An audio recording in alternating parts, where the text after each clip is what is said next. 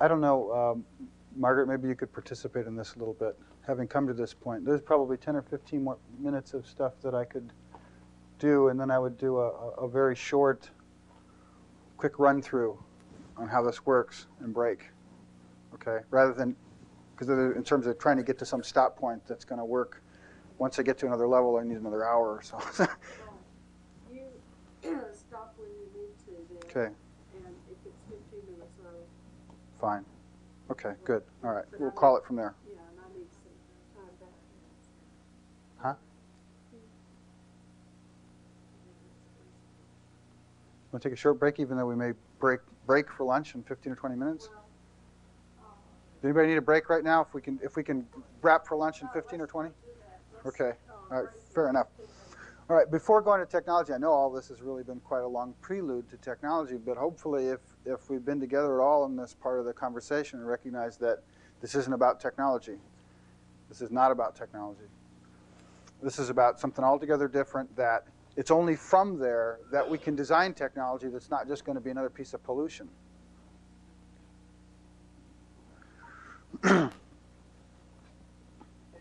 Yeah. Sure. Could you go back to the slide where you talked about the skills and experiences and so forth, and then the inversion?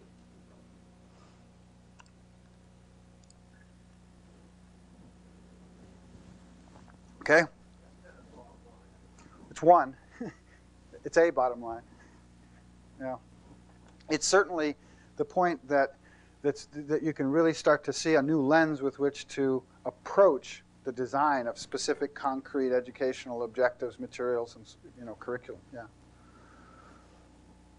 I mean, because if we don't intend this, then it's not going to happen. I mean, if we don't proceed in the design of educational materials as if the purpose of this particular thing is this exercise and our primary concern is to draw out these capacities, if we maintain a focus in design and intent that this particular learning objective is more fundamental than its role as a opportunity for extending the capacities for learning, then we're not going to make the switch. So that's a pervasive change that has to be introduced into the system.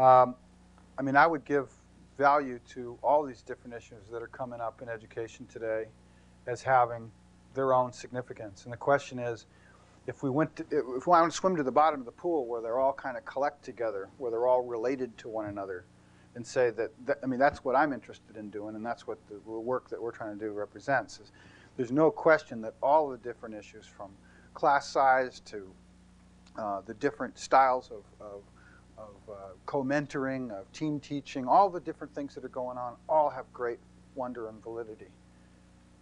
The point is what are they serving? Are they serving this other paradigm? Producing knowers? What's their orientation? What's their orientation towards calling forth orientation? It's that level that I really want to get us to. And I want to say that is the point of, I think to follow up on what Barbara meant, that is the point of minimalist intervention, if that term means, the place where the slightest amount of change can have the maximum degree of effect.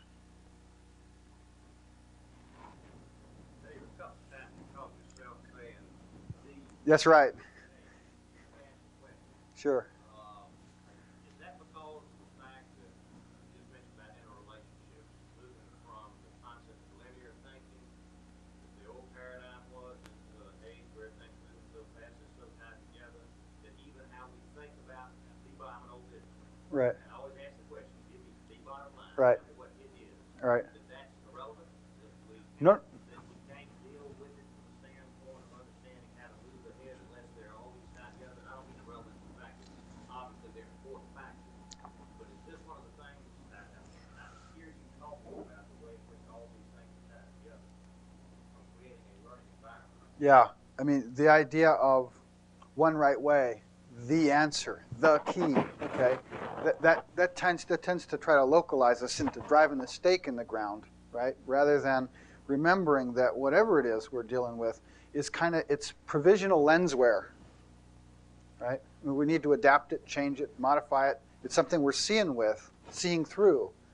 It's not the answer, and that when we start to operate as if there is such things as that, we pervasively inculcate and have been this I know mindset into children in a way that, like as we said, if we go into it, you can look at that as being a disinvitation to travel further into what's being meant here, right? It's a disinvitation. That's what that is, and that's what I mean. That's certainly part of what we're doing. We're saying that learning, that facilitating learning, in addition to this need to help somebody become more learning oriented through all the things that we've been talking about, there has to be a quality of the atmospherics which is honoring provisionality, right?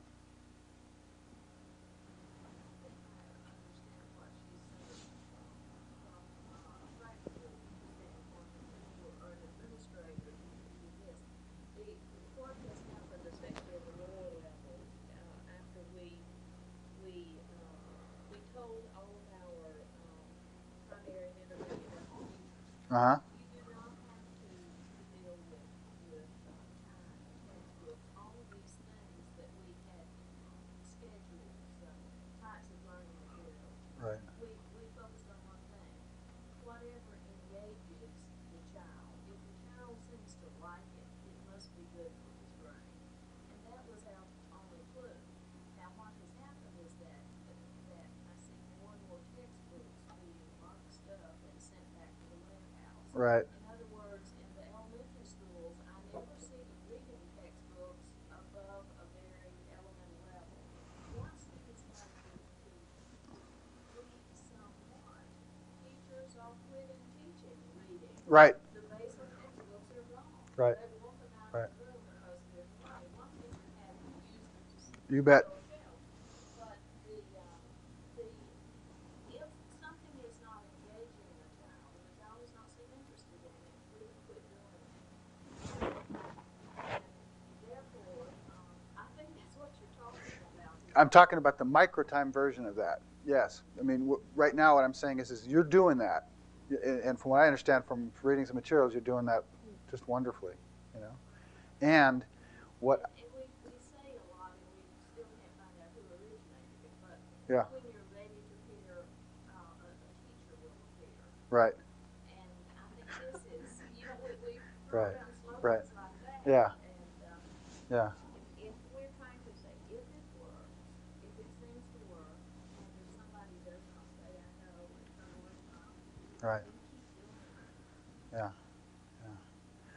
And right now, even in the best of circumstances,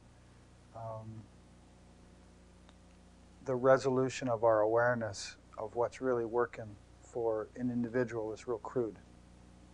That's what I mean to get at. That you're what you're describing is the right orientation, no question. I mean, it's like with my son, I would not let anybody ever suggest to him that there was some reason he should read.